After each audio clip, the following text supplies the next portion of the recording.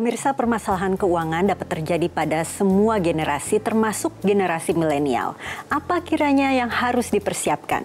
Bersama saya Chandra Dewi, Anda menyaksikan Cerdas 5 Menit. Dan saat ini di studio Metro Manulife, saya telah ditemani bersama Bapak William Sutrisno, SVP Pricing dari Manulife Indonesia. Selamat pagi Pak William. Pagi Chandra. Pak William, ini kita sebelum berbicara mengenai apa persiapan untuk permasalahan keuangan, sebaiknya saya ingin tanyakan dulu, sebetulnya dimaksud bebas finansial itu apa ya Pak ya? Apakah dikatakan yang kaya, bebas hutang, itu bisa dibilang bebas finansial atau bagaimana? Bebas finansial itu di mana seseorang itu punya passive income dari asetnya yang cukup bisa memenuhi standar hidupnya saat ini. Itu biasanya yang orang bilang bebas finansial. Oke, kalau kita kaitkan dengan generasi milenial, ini supaya mereka bisa bebas finansial nantinya hingga hari tua, apa yang bisa dilakukan? Untuk mencapai titik bebas finansial kan kita harus punya cukup aset. Aset itu juga harus diinvestasikan dengan baik dan benar. Kita harus tahu pengeluaran kita seperti apa, apakah aset kita itu mengenerate passive income yang cukup untuk pengeluaran kita. Nah, itu dan harus dimulai memang dari dini. Salah satunya yang penting kan memang udah jelas menabung dan investasi gitu kan. Karena menabung saja nggak cukup. Yang penting juga sebenarnya memang punya asuransi gitu kan. Karena asuransi itu melindungi kita dari hal yang tidak terduga gitu kan. Jadi karena misalnya kita dalam kondisi bebas finansial, tapi tiba-tiba kita sakit, di mana kita butuh dana besar. Nah itu juga membuat kondisi bebas finansial kita terganggu gitu. Tapi kembali lagi, biasanya kalau generasi milenial itu mereka masih belum terpikir barangkali untuk jangka panjang. Nah, supaya mereka paling tidak bisa memilih aset-aset, paling tidak investasi yang tepat, cara meyakinkannya bagaimana kalau begitu?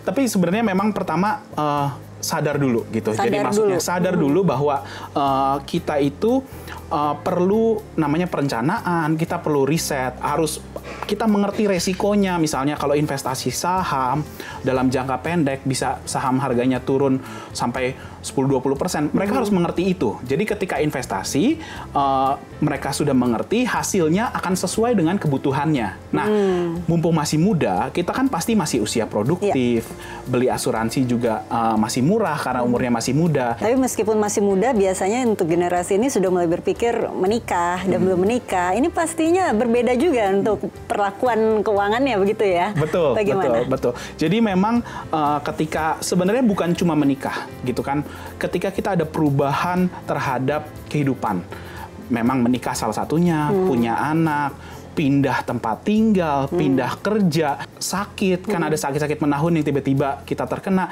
pasti ada perubahan yang disebut udah jelas pengeluaran. Kita tuh harus tahu konsumtif kita tuh seperti apa. Jadi dulu seperti apa, yang baru dengan perubahan itu apakah akan naik, apakah akan stabil, atau malah bisa di-press untuk turun. Yang pasti tidak lebih dari pendapatan, dan sediakan juga uang untuk dana darurat atau asuransi, dan lebih optimum lagi kalau punya dana investasi sih. Betul, tapi kiranya bisa diberikan tips supaya kita, tidak hanya generasi milenial ini Pak William, tapi kita semua supaya bisa bebas finansial. Bagaimana? Tujuan finansial kita tuh apa? Apakah kita mau bebas finansial ketika kita umur 40 misalnya? Dan di umur 40 misalnya kita ingin gaya hidupnya normal gitu. Hidup di Jakarta dengan pengeluaran seperti ini, punya 2 anak misalnya. Nah, dengan pengeluaran itu kita bisa hitung, kira-kira kita butuh aset berapa sih?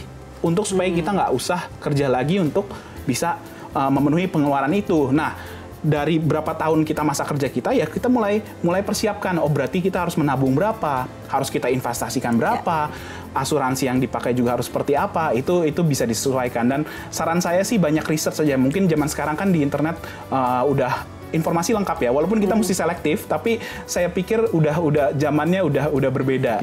Kalaupun masih bingung, bisa langsung tanya ke financial planner. Tentunya. Itu mereka memang sangat terlatih kan, jadi istilahnya lebih terbantu lah ya. Baiklah, Pak William, terima kasih banyak atas kehadirannya ya. Dan pemirsa, demikianlah Cerdas 5 Menit, Cerdas Finansial untuk episode kali ini. Saya Chandra Dewi, sampai jumpa. Terima kasih. Dipersembahkan oleh